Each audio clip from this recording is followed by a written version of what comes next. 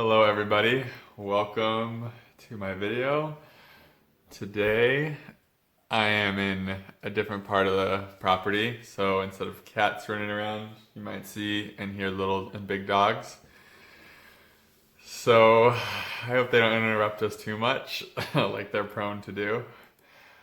But today's story time, and I want to share a story about how since the kundalini has come into my life that I have been asked to heal some generational trauma, generational pain, generational conditioning, or karma. It's all synonymous with how I look at it. So I made a video not that long ago where I was pretty rough on my dad, to be open and to be honest. I had, in the video I said, growing up I really hated him and I wanted to be nothing like him. And that is true, and that was my truth. But I think while I was making the video, I was still in the trauma, you know what I mean? I was still in the trauma of our relationship. And I wasn't quite conscious enough in that moment to really expand the perspective of the situation, and to bring the trauma that we created together. I didn't bring it full circle like I would have liked to. And I felt like if I was going to have that type of video up, it was something that I really had to talk to my dad about, because I didn't feel like I could keep that video up and at the same time not tell my dad, like, hey, I was pretty harsh with you on a video. And while it was of course a video where I was trying to help and to share my experiences, to shine a light on something that you guys might have experienced and might be able to relate to and grow from. At the same time, I didn't quite emphasize enough, like I would have liked to, the fact that the trauma doesn't define me or my dad. The shadow that we created together when I was growing up doesn't define either one of us. And there are no victims, and it truly is just all evolution and growth. And I feel like what happened after that video really brought this shadow up to be dealt with for everybody, really. And I received guidance from somebody basically saying, like, this could really hurt my dad's feelings if he was to see this without context, right? This video. And I rewatched the video and I was like, wow, yeah, I can see how you would say that. And that was hard for me to recognize, that, and hard for me to admit that I was probably in that shadow a little bit while I was making the video. And no harm done. It was honest, and I was telling the truth from my heart, like always. So, nothing to be, I don't regret any of it, of course. But at the same time, I was like, okay, I need to bring this to my dad. So I found myself just walking into the kitchen, and I told myself, let's just talk for a little bit and then I'll get into it. But then, like, immediately I found myself saying, Dad,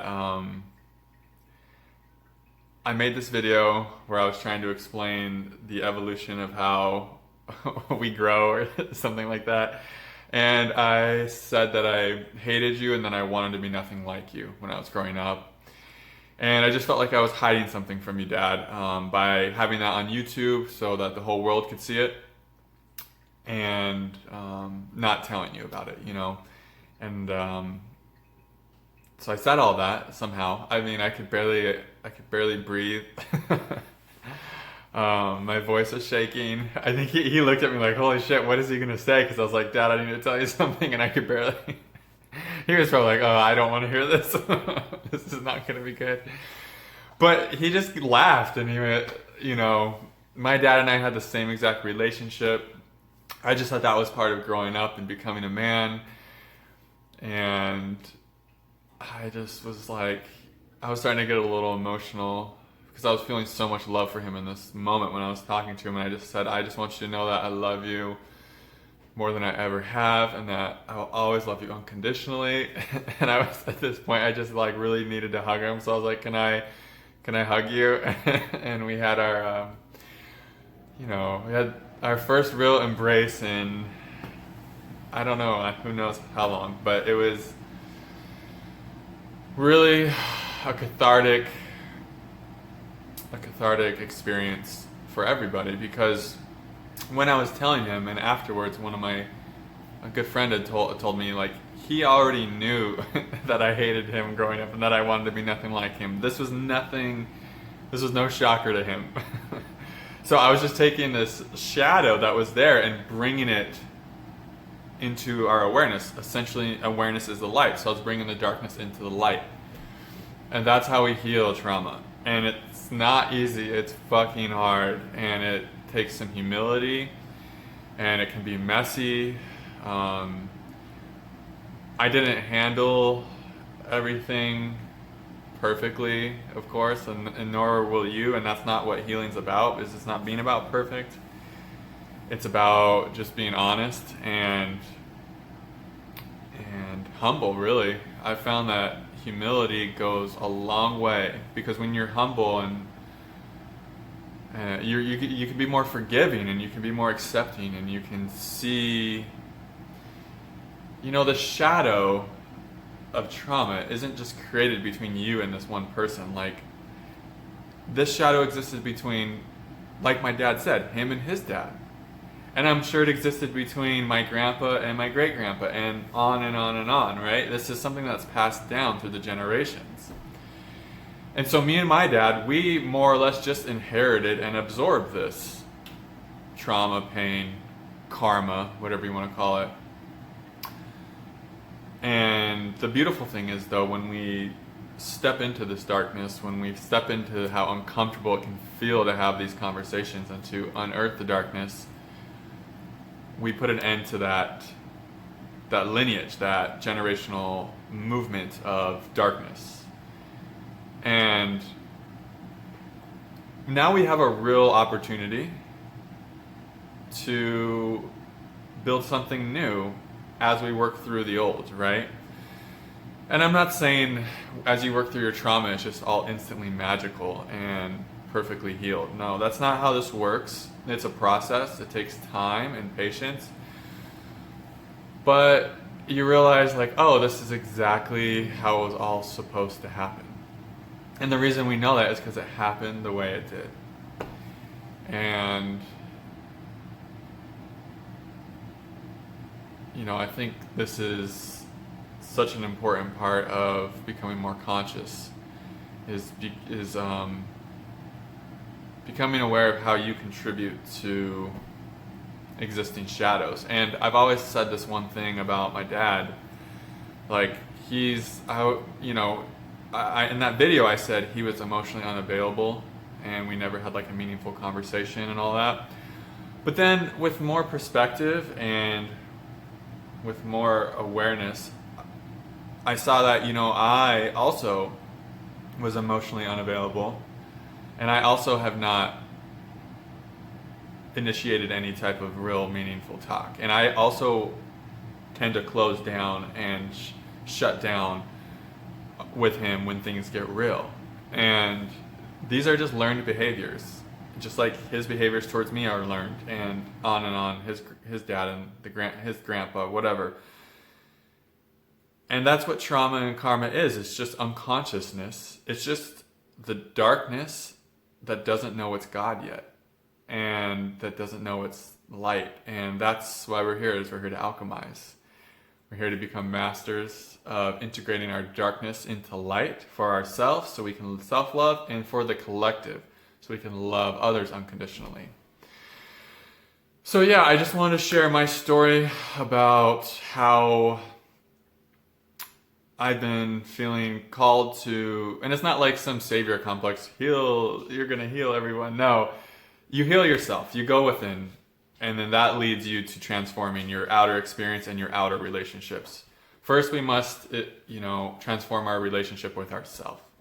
And we must accept ourselves for our flaws, our pitfalls, our mistakes, our perceived weaknesses, and all the feelings that we tend to want to suppress and repress. It's all about self-acceptance. And in this way, we learn to accept others, especially those that we've co-created a difficult relationship with. And you'll notice that life has put you in certain situations and has created certain type of karmic relationships or traumatic relationships with others for a reason. And if you're on this awakening path, you might find that you're guided to maybe reconnect with these old family wounds that have been around for generations. And it might be your responsibility to really dive deep into them and put an end to like the karmic cycle of them.